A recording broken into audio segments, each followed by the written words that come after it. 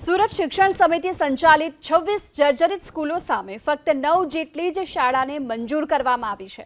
શહેરભરની કુલ 26 શાળાઓના નબળા સ્ટ્રક્ચર છે, જે પૈકીના ફક્ત 9 શાળાઓને જ મંજૂરી આપવામાં આવી છે, જેમાં પાલિકા શિક્ષણ સમિતિએ ઝોન મુજબ વિદ્યાર્થીઓની સંખ્યાને ધ્યાનમાં રાખી છે। અને આ સાથે જ જો કે ઉધના એ કતારગામની 3 શાળા, અઠવા સેન્ટ્રલ, વરાછા એ ઝોનમાં ફક્ત એક સ્કૂલ ઓફ એક્સેલન્સના નામે શરૂ કરવાનો નિર્ણય કરાયો છે। પરંતુ આશ્ચર્યની વાત એ છે, વિદ્યાર્થીઓની પૂરતી સંખ્યા હોવા છતાં સ્કૂલ એકદમ જર્જરિત હાલતમાં છે। સ્થળાંતર કરાયેલી શાળાઓ પહેલા ઉતારી નવી બાંધવાની તસ્દી પણ નથી લેવાઈ। આમ આપણે 26 શાળા જર્જરિત હતી, એમાંથી ઘણી તોડી નાખવામાં આવી છે અને ઘણી શાળાઓમાં બાળકોને શિફ્ટ કરવામાં આવ્યા છે બીજી શાળાઓમાં।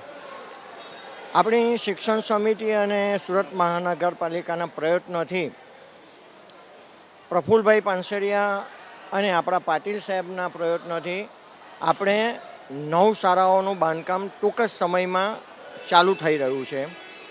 બીજી 20 શાળાઓની મંજૂરી 4-5 દિવસમાં મળવાની અપેક્ષા છે। એટલે લગભગ આપણે 26થી પણ ઉપર શાળાઓ આવતા વર્ષે નવી શરૂ કરી શકીશું। ત્યાર પછી પણ આ સતત પ્રક્રિયા છે, એટલે આપણે બીજી 77 શાળાઓ માટે અરજી આપેલી છે અને સર્વ શિક્ષા અભિયાન હેઠળ આના માટે સૌ કોઈ ચિંતિત છે।